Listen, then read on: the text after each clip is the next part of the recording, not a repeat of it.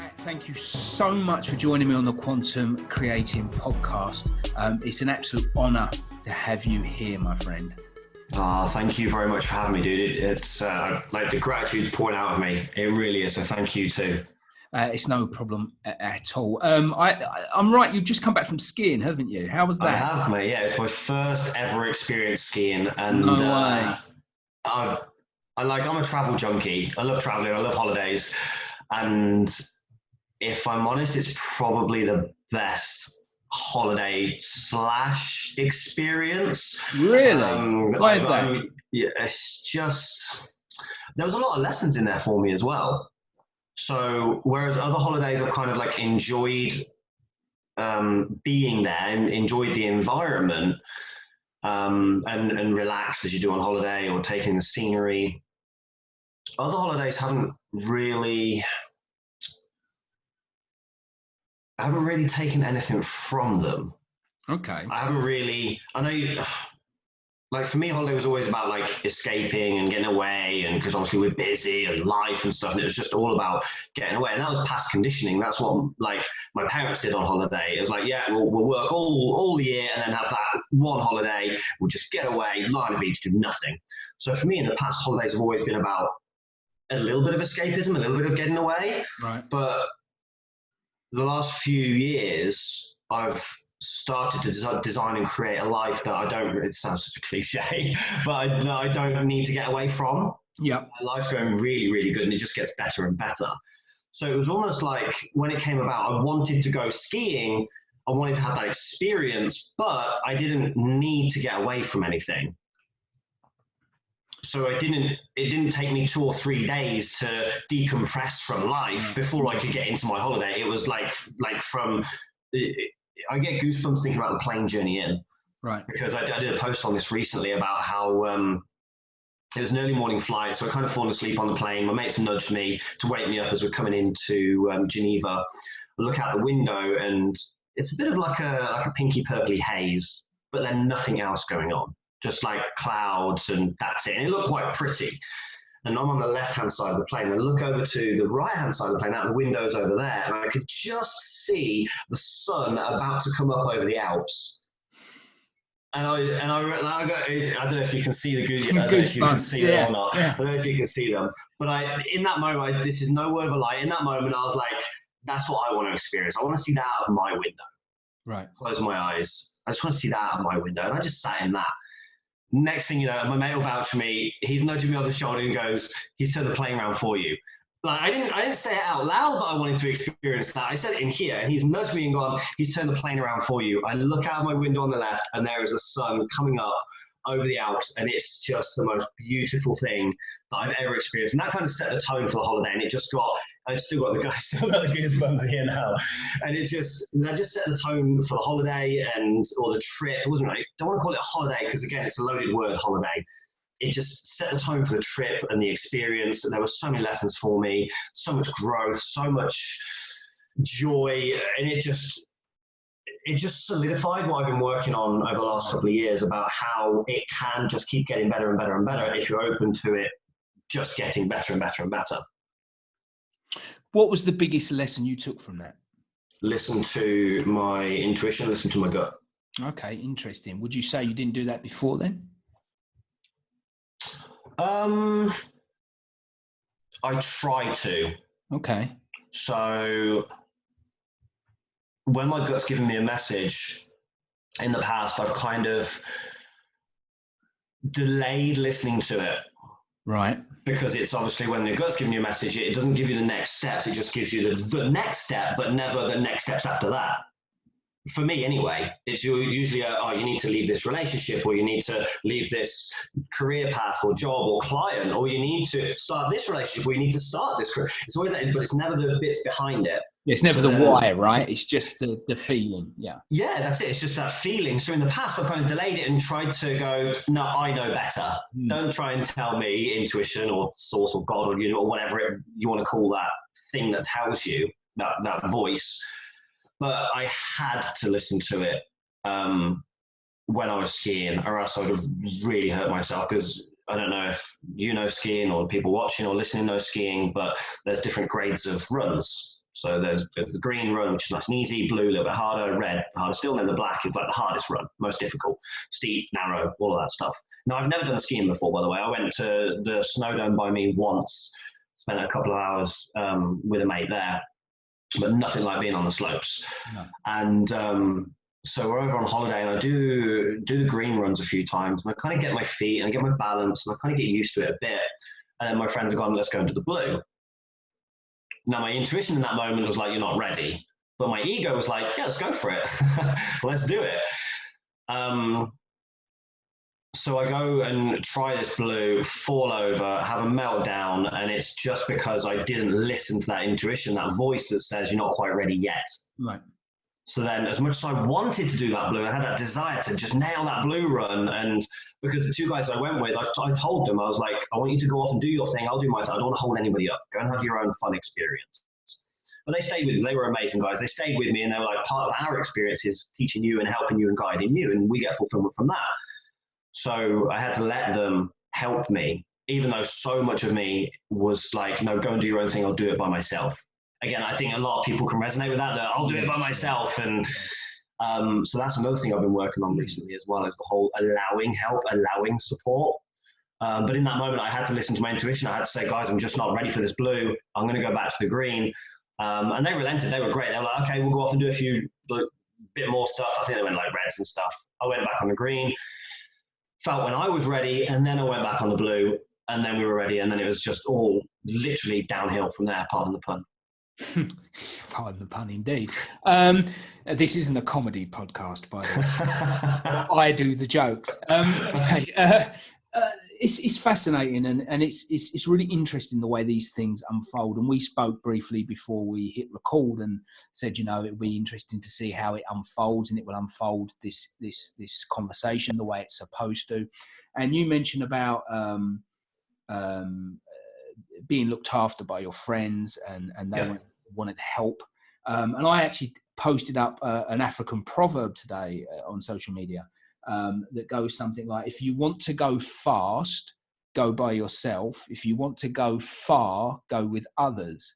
And I think that's a really good lesson that we need to take on board, because we're very bad at asking for help. You know, this podcast is a great example. I've been asked so many times, how do you get the guests you get to come on board? And I don't quite get the question, because I just ask people. I just reach out. I'm not a dick about it. And I just say, this is what I've got going on. You've brought so much value into my life. Would you be prepared to come on a small interview with me and give value to the others in my tribe? And 99% of the time people say yes, because people do want to help, right? Yeah, definitely. So you've followed your gut. You've gone on this amazing adventure. You've got so much out of it. How do you bring that back with you to normality, to your everyday life back here in the UK? The only word I can't get out of my head right now is the word practice. Now, I know you've posted recently about that, so maybe that was a subliminal message for that question. But always done for a reason, my friend. Everything's done for a reason. It is that. It's just a practice. I mean, my background is fitness and gym life, and I'm very much a beginner when it comes to this, like quantum creation and things like that.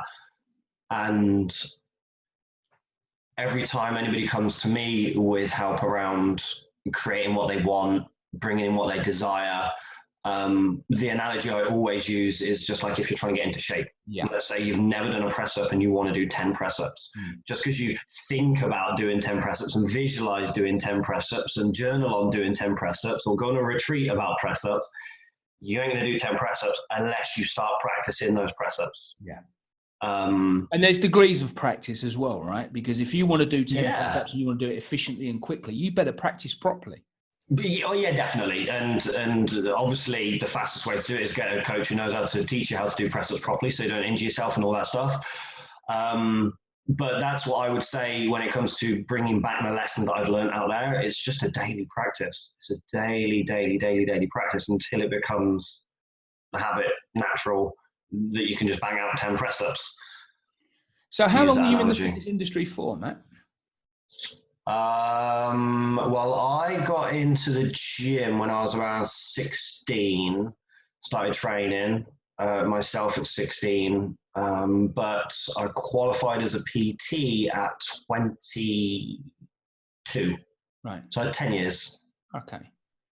Right. And probably now I left that industry in about 2013, 2014, something around that. I sold my business and stepped away from it full time. I was sort of only part-time by then anyway, but what was it that was the catalyst for you to evolve outside of that industry?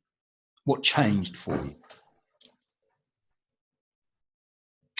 Lots of things over time, but one of the biggest things was, like, I evolved massively. For me, when I got into it at 21, 22, life was all about muscles and abs and beach body and getting girls and that kind of thing. And my first business was actually called Aesthetics Fitness, because that's what it was all about, the aesthetics. It was just about the look. Then I started training people and just getting into conversations with people. I realized there was more going on under the surface. And there was, again, when you talk about listening to that gut, that intuition, I stopped just training people and I started listening to them. Yes. And I found that I was being pulled more towards coaching people and going deep with people than just going, come on, more press ups, more squats, more. Now, there's no judgment on people that do that, by the way. There's definitely a place for, like, the drill sergeant trainer and someone who's just going to, like, push you outside your comfort. And I've got a coach, trainer in the gym who does that to me, and that's what I want in that moment. But for me, there's so much more to life. People are struggling with so much more. A lot of people think that if I get into shape, then I'll be happy. All my problems will be answered and stuff. But I was getting people into shape, but there was so much more going on for them. They were still really unhappy. And even part of my journey, my experience was that as well. I got into shape, but then I was still unhappy. I was still searching. I was still wanting more. There was still a hole. So It kind of all merged together with my own self journey discovery, where I was, and also my clients as well. We kind of almost were dancing together with it, if that's no, it makes perfect sense. I can use. But then, again, it's that voice inside, that intuition. That's, even though I've just actually recently separated with what would you call them? Someone I was in business with down the personal training route, because they were very much wanting to do personal training with the people at the facility, and I was contracted over there, but I wanted to do more. I knew, I felt, and I knew that the clients that I was working with wanted and needed more than just training. Yeah. So I had to step away from that role, because that facility was just about training, and that's fine, and that's cool. But I know in here, it's about so much more than just training people. It's interesting. We, we've both got experience around this. We both drifted away. Well, not drifted away. Journeyed away would be the better way of putting it, from one element of coaching or teaching to another. And I think you're right. As we grow ourselves, as we develop, if we have this inherent desire to teach, to lead, to mentor, and to help, and we serve in that way, I think this is a journey that many people go on. Was there a sort of a catalyst, a point that you can remember that was your line in the sand moment when you said, this has to stop now and I need to move on?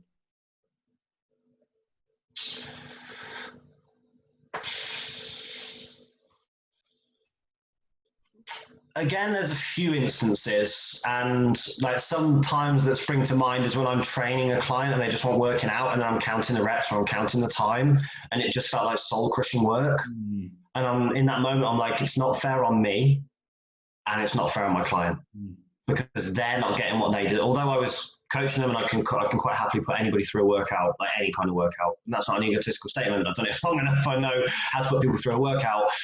It doesn't not fill me with joy, but it doesn't light me up. It's not what I know. It's not what I'm here to do. And although I can do it, and it's not soul work, right? It's not soul work, and I've only got a few personal training clients left now, because I picked the ones that I really enjoy working with, that I'm happy to work with, and we do more than just personal training. So it's a lot deeper than just the personal training.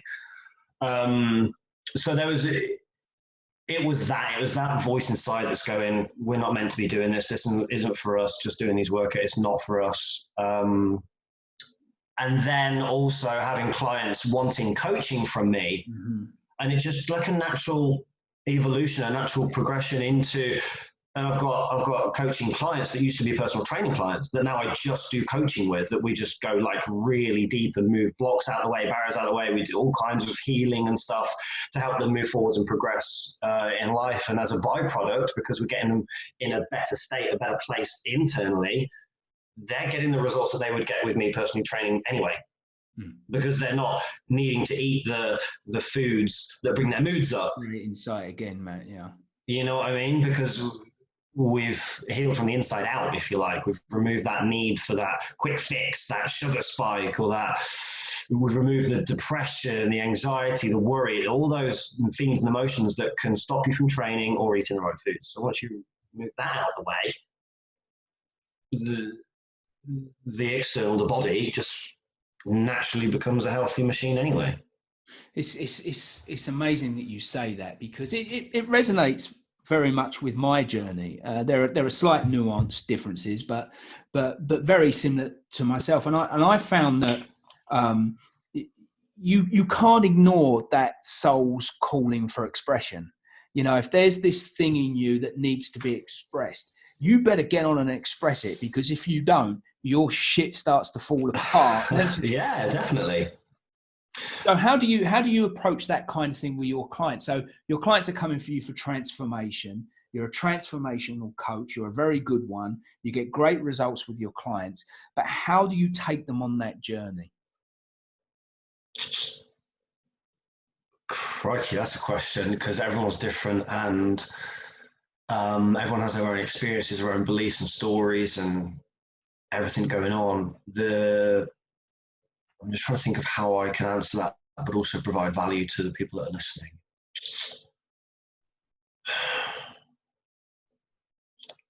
I was introduced to, have you heard of Byron Katie? Oh, yes. Yeah. So a lot of Her Loving What Is book was a big influence on me years ago. Yeah. Yeah, that was the when you say, was there a defining moment that changed anything for you? That book and those questions was one of the biggest things for me. And I use that. I use the one question, is that true, a lot with my coaching clients. It's a great question, isn't it? Oh, it's, as soon as you say that to people, the reactions are incredible. When I say, is that true? And they start trying to answer it, and then it's like, oh, actually, hang on a minute, that might not be true, so I better not give him a yes. So for those listening that don't know, Byron Katie came up with these 4 questions, which she called the work, I believe. Yeah. Yeah. And they were based upon taking a statement or a belief of something that's happening in your life and questioning yourself around this belief.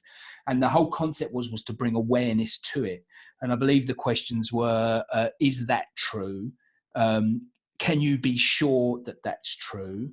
Who would you be if you didn't have that belief? And what was it? I can't remember the 4th one. Yeah, it's because you missed out the 3rd one. Right. How does it make you feel when you think that thought or tell that story? There you go. So the 3rd one, how does it make you think or feel when you tell that story? And the 4th one is, you know, who would you be without that belief? They're great and very powerful questions, aren't they?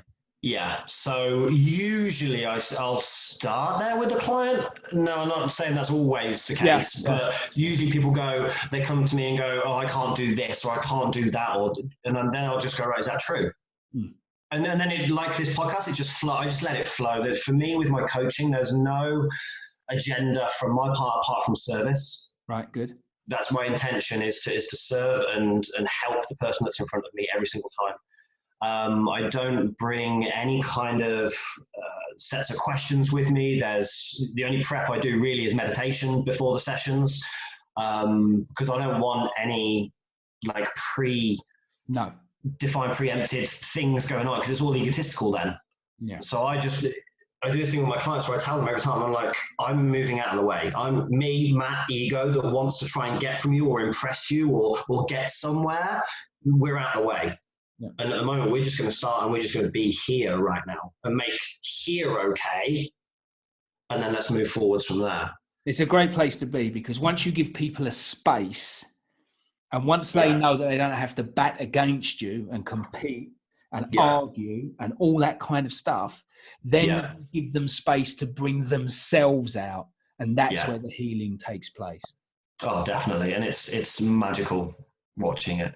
It's certainly, it's you can't describe it really, can you? No, you can't. You know, I'm often asked how, because I've been coaching for a long time, and I'm often asked, in fact, this weekend I was at an event, people were saying, how long have you been coaching? 31 years. Oh my God, how have you been doing that long? And I said, I don't understand the question.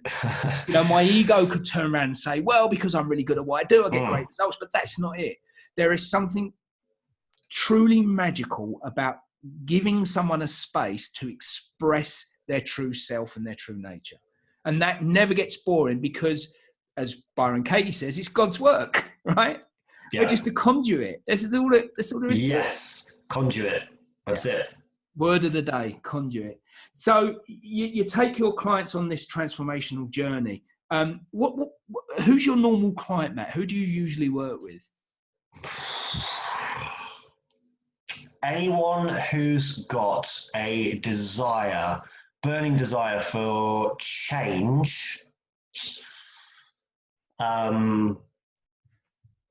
from a place of they are unhappy with what is. Right. And that could be, I've worked with like 16-year-old single lads that have got very, very low self-esteem because of like childhood trauma, that just want to get into a relationship. And there's no better thing. Well, there's lots of better things, but I can't explain it when he texts me and goes, oh, I'm going on a date and it's working well, and it's better than he expected it would be as well, for lots of other reasons. And then working with another client at the moment who's in her 60s. Not so long ago, her mom was diagnosed with dementia. Her dad passed away. She went through a really tough time, but because of the work we were done together, she'll say that her dad passing away was the best thing that ever happened for her. Not many people would say that. And she's authored and published her own book about dementia, which is now on Amazon. And she's also now just about to start something that's never really been done before, dance classes for people associated with dementia. That's her soul's work to do that. And I'm really excited for her and everyone and all the lives that that's going to touch and impact. It's going to be an amazing thing. So just like across the board, but it's people who are basically just unhappy with where they are. They know what they want change, but they don't know maybe what to do. They don't know how to do it. They don't know if they can do it. I can think of so many different other people that have got different stories, backgrounds, goals, desires, but it's usually the same thing. They're unhappy with where they are. They know it's not just about losing weight and that side of things, but something's got to change, and they don't know how to do it. And that's when we have a conversation, and we just take things from there. You just open the door, right, and allow them to walk through, allow their magic to unfold. Yeah. And it is, and it's the feeling you get from it. I got goosebumps on my body again. It's just when me too. It's incredible. When people when you see their change, when you see the transformation, when you almost see the years of tension and stress just melt away, and the years of stories that they're not worthy, they're not deserving, they're not able to do it, all those stories that are holding them and keeping them stuck, when you just see that just melt away,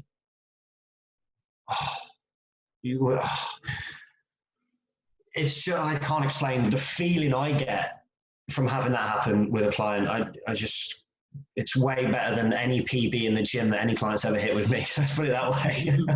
It depends on what PB it is. I've got to be honest. No, of course. Yeah, definitely. There is that. So Matt, it's fabulous stuff. And we are pretty much kindred spirits in that regard. And I truly love that you've said all that.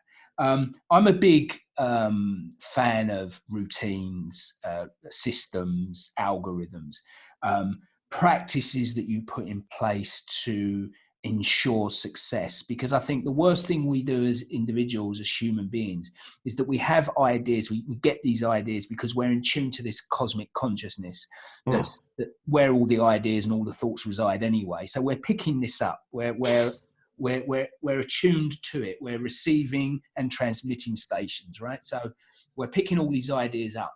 And for some of us, some of these ideas are outlandish and don't make any sense. But some of them, like, I want to write a novel, suddenly grip us. I don't know where I was going with this, actually, but I know it was very good. So these ideas grip us.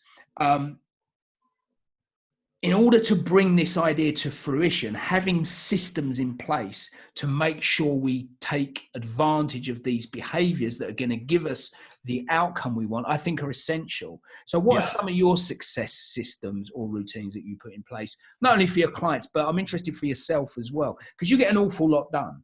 People that get an awful lot done aren't any different to people that don't, but they just make sure they put processes in place to be able to get these things done. So what do yours look like, my friend? Well, first of all, it's a commitment. Before that, it starts with a decision. So it's a decision that something's going to happen. It's a decision that vision that I have, whether it's with my body, whether it's with my relationship, whether it's finances, whether it's with service, it's a decision that it's happening. That I've not experienced any greater pain than when I'm in indecision. Right. Yeah. Good. So sometimes for me, any decision is better than no decision. Just to make a decision, even if you're not going to do the thing that you say you want to do, just decide that you're not going to do it yet. Don't go, oh, I don't know whether I should, or journal on it. And actually, it's just making that decision. That's the first strategy that I would put in place. Committing to it. One of my favorite people on the planet is Steve Hardison. I don't know if you've ever come across him. The coach's coach. Yeah. Steve Hardison. He talks about commitment a lot. So it's a commitment. And then systems that I put in place. Or habits, whatever way you want to think of them. Well, it's just interesting because once I've made a decision, it's almost like things just happen. So I can't say, one of my habits is training 3 days a week. Right. Train 3 days a week or 4 days a week or 5 days a week. It just happens. I can't say a thing that I put in place is buying healthy food, because that just happens off the back. I was talking to a client about this the other day. They were saying about like what diet to follow and what training workout to, because there's all the diets out there at the moment. There's all the training things out there at the moment. They're like, which one's the best? Which one's the best? And it's almost irrelevant, because once you've made a decision about what you really want, you'll eat the right foods anyway, and you'll do the right training anyway. So it's almost like the systems, this is just for me personally and my clients as well, the systems they just happen. And I almost do what I do with my clients, I like to come from their goals. So for example, the lady who wanted to do something with dementia and help people out in the world of dementia, we did a visualization exercise with her where she's running these dance classes that she wants, that hadn't even been done before. She had that visualization that was what it was going to be. So I get her coming from that identity. That's the person that she is, not the person who she is now. We come from that place. And then things just happen. She calls the people she's meant to call that organize it. She gets in touch with people who design leaflets and flyers and can do marketing for her. So if there's a system or a tactic or a strategy, I would say is have the vision for the life that you want, create that, and then almost every day, make it a daily practice that you even just sit for 5 minutes in that vision, feeling the feelings, thinking the thoughts, experiencing what you'd experience in that, and coming from that place, and then just asking the question, what would this person do next in this moment right now? And you can do that at any time in the day, whether it's 7 o'clock in the morning if you've just woke up, if that's when you wake up, or 4 o'clock in the afternoon and you're just a bit unsure. It's what would that person do? If I was that person now, what would they do in this moment? They might go for a power nap. They might go for a walk. They might call a person. They might write a blog post or whatever. So for me, that's one of the most powerful things I do for myself. and my clients is the visualization of what you want, what you really desire, and then what's the next step from that. And then just allowing, my life's just gone, it's gone crazy over the last 12 months, I would say, since I started doing that. Things have happened so fast. People coming into my life, just things like this experience, like being on a podcast. That was one of my intentions. That was one of my visions, is to be in front of more people. Mm-hmm. And then I just get out of the way. Like, that's my intention. Yeah, that's really important, right? You've got to get out of the way. you let a power greater than you handle the details, right? 100%. And that was something that someone said to me once, is focus on the what, forget about the how. Don't try and work out that. It's the ego that says this is how it's going to happen. Yeah. That was the hardest thing for me, because I was very in my how. I want to work out the how. I want to pick apart it all and put all the steps in place and everything. But then once I get out of the way and focus on what I want, what I desire, it happens so quick. Yeah. The steps appear. You don't have to worry. They appear in front of you, and you just process through it. It's a magical system. It's beautiful, right? Yeah, definitely. So I don't know if that answers your question about no, it does. It's brilliant. Put in place. I love that. And I often ask that question of guests, because everyone's got a different way of approaching things and doing things. And, some people like a really regimented system. I get up at 5, I journal, I train, I eat, and that works perfectly for them, and that's brilliant. And then some people just say, I get up in the morning and it unfolds in front of me. And that's beautiful as well. And I encourage people to find the system that works for them. But I encourage them to be consistent. If you find something that works, be consistent with it, because that's how you get success. Don't flip thing to thing to thing, because you'll just tread water. Oh, 100%. And the thing, so to just on that note then, something that's really working for me really well at the moment that I'm being consistent with is a daily celebration. Yeah, I love that. I call it daily wins, but it's the same process, I bet. Possibly. What I do is I just celebrate every single day. And it's not even that I find anything to celebrate. I just want to get into a state of celebration. So I do the wins thing. I celebrate wins. I definitely do that as often as I can, big, small, whatever. But I get into a state of celebration, and it might just be, I'm alive. I'm going to celebrate that. If I've got nothing to celebrate that day, let's say it's just been a quite bad day, which don't happen anymore. I'll just go, right, I'm alive, and I'll celebrate that. And I'll get into that state of celebration. I like that. I really do. I like that a lot. Moving forward, I know you said that one of your goals, one of your visions is to get in front of more people. And I'm glad to have been part of that process for you. Thank you very much. What else is on the horizon? Are you a goal-setting guy? Do you have a big grandiose vision, a Mount Everest to climb, or are you the sort of person that just likes to see it unfold and trust that everything will? So a little bit of both. I have a vision, like a big vision for my life that I can see, and I know I'm closing my eyes now, but I don't even need to, because I visualize it so much. I see that I call it my perfect day. Right. So I know when and where I'm waking up and who it's with, what my morning routine looks like on that perfect day, the location, what the weather's doing. I know what I'm doing throughout the morning, at lunchtime, throughout the afternoon and evening, and then my bedtime routine as well. So I have that vision for my perfect day. Right. And I don't strive towards it.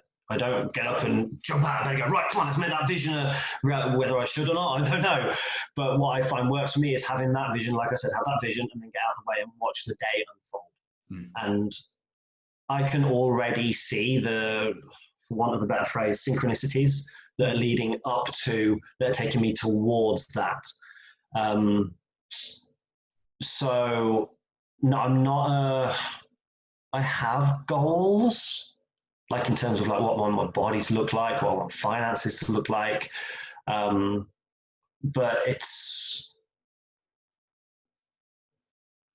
I like flow. Yeah, I like ease and flow. And when I stop trying to make things happen, it's almost like they happen quicker than if I'd have tried to force it. There's a book I still really need to read called Power versus Force. I don't know if you've ever read. I read Letting Go. That's up there. I think on that bookshelf behind me, I've got it there. I read Letting Go, one of the best books I've ever read. And I know about power versus force. And I know the concepts in it.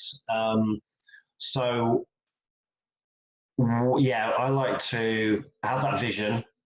And if I do find myself struggling with something, I'll meditate on it. I'll sit with the vision that I want to create rather than the problem that I'm in. Sit with the vision that I want to create. And the amount of times a message has come through, a text or something from somebody that's helping me forward towards that without me doing anything, or the amount of times I've needed to do something. Let's just talk from a business sense. Like if I need a client, or I need money coming in, whereas my ego got, right, you need to do a post and you need to ask for money and you need to do a sales pitch. My soul or something inside or intuition has gone, no, just go to the gym, go for a walk, go out in nature for a bit. And I've gone and done that. And then before you know it, an old client said, oh, Matt, I'm coming back to you and send me the link, I want to pay you. And it's just like, I didn't even think that was going to, I wouldn't have even done that myself. Do you know what I mean? I couldn't have, it's just, that's, I don't know how it happens. But I don't know how it happens, but I do. Because of, like you said, with the quantum thing, you put that intention out there. It doesn't matter about how it happens. It's the what that matters. And it's the paradox of creation as well, right? Creation is, I love the Taoist philosophy of this because it deals in opposites, that things are both easy and hard at the same time. You know, they flow, they don't flow, they ebb and flow, all that kind of stuff. It all comes together, you know, and our role is just to ride the wave. Just to ride the wave, get on the wave, and then just ride it to its conclusion. You know, so I think that's very the awareness from you for that is incredible. It's really astute from you. So thank you. Where can people find more about you? Either on Facebook. I'm on Facebook. Facebook.com/ I think it's Matt Smith 2310. Coach Matt Smith on Instagram. They want to go to my website. It's just www.coachmattsmith.com. It's 2 T's in Matt. Yeah, that's where people can find me. Perfect. Well, look, Matt, I know I'm always mindful of time on these pods, and the amount of value you've given us has been outstanding. So I want to thank you for that. I'm so happy that you agreed to join me. I hope it was everything you hoped it would be. And I've really enjoyed speaking with you. So thanks very much. My pleasure, and thank you very much for having me on, dude. And if there's any other questions you need to ask me, want to ask me, then feel free. If there's anything else I can give to your viewers, then just let me know. Absolutely, will do. Thanks ever so much, my friend. My pleasure. Thank you, Paul.